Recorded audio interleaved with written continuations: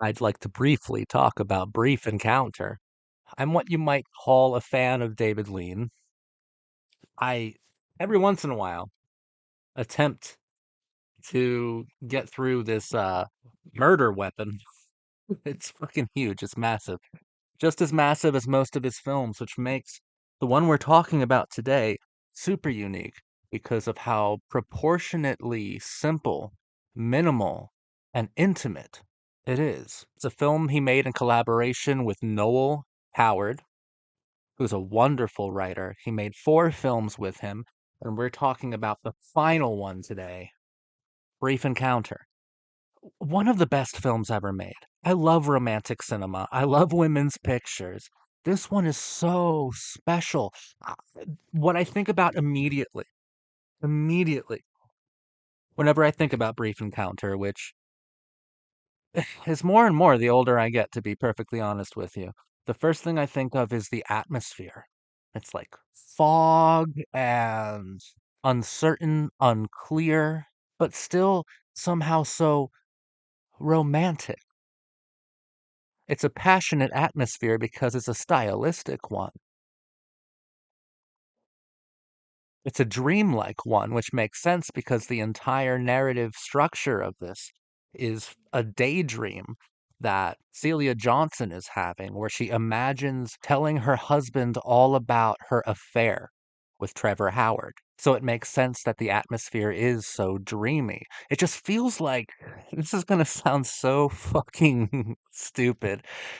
This is cinema. Like this is real fucking cinema.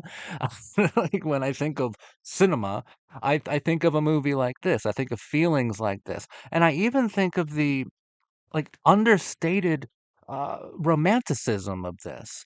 I think of the intimacy of it. I definitely think of Celia Johnson's pitch perfect performance, one of the greatest performances ever. And maybe the original literally me heroine in film. She's so fucking great.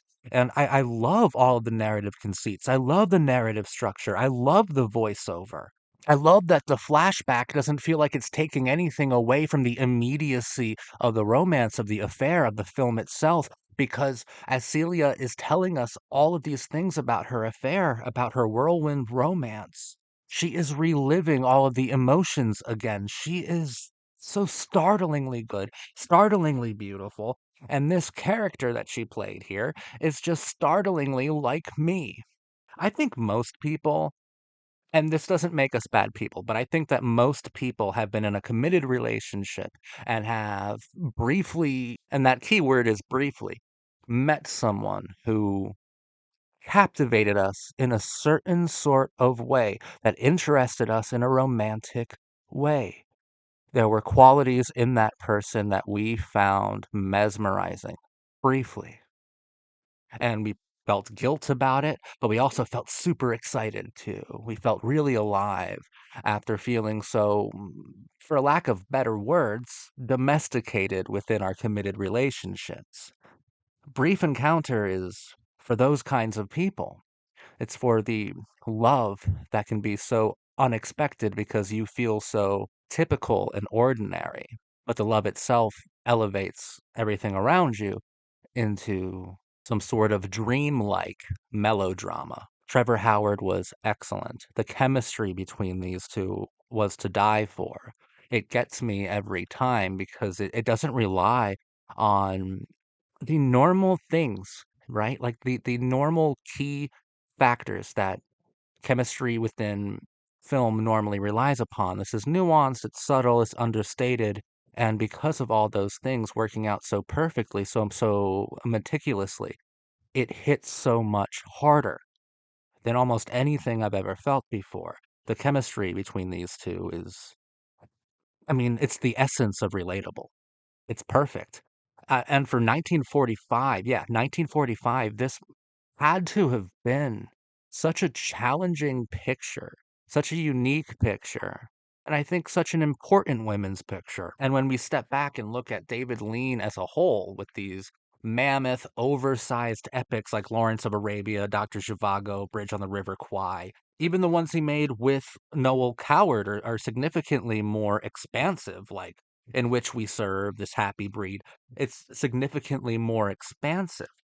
Brief Encounter stands out as just something so surprisingly, even shockingly when it comes to David Lean, shockingly intimate, shockingly precise, and shockingly heartfelt and affecting.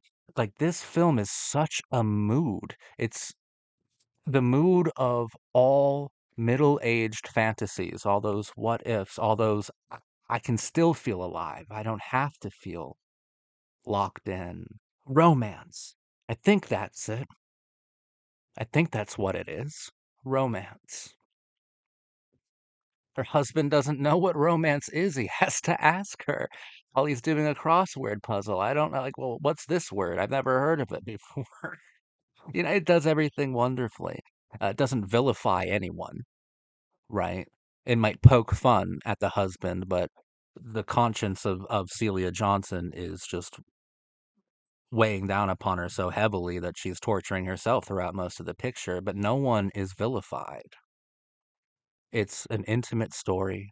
It's a small story that is the perfect kind of cinema because it nestles into your brain, and more importantly, it creeps its way into your heart, and it's there.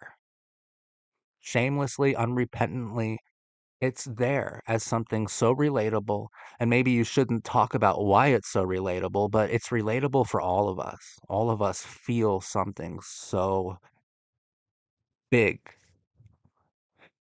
big and real from Brief Encounter. All of us do. It's one of cinema's greatest romances. I love romantic cinema. I love Brief Encounter. It's simply fabulous. It's simply phenomenal. It's a masterpiece. And Catch Me at the Right Time, which is right now, I'll tell you it's David Lean's best movie.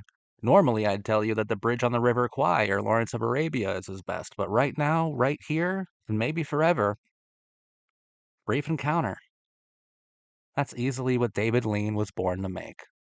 It's hard to make a film like this and make it work so well. One of the best shots I've ever seen in my life is in this film.